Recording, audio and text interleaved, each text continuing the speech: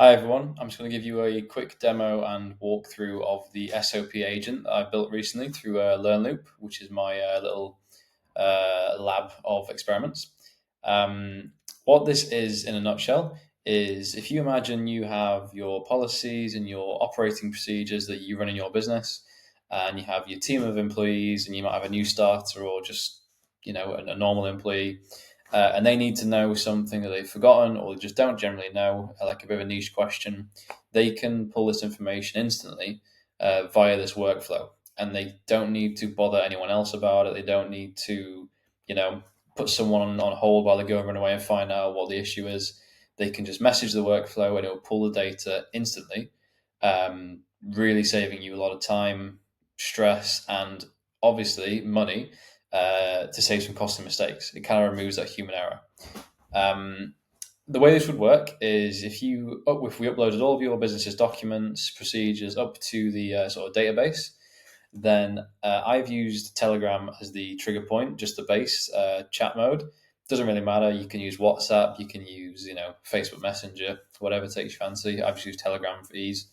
You can imagine it's like an empty chat called your business SOP agent. They need to know something quick. They need to know something precise. They message it. What do we do for XYZ, or what's our policy for XYZ? It would message the database, retrieve all of the relevant information, and basically reference it as well to give to your employees so that they can fact check that themselves before they give the information out, just so they know they're very confident in what they're saying and minimize the risk, minimize the errors. Obviously, it would retrieve the information. It would wait for 1 second, just so we're sure that there's no information still coming through as it's passing through the workflow.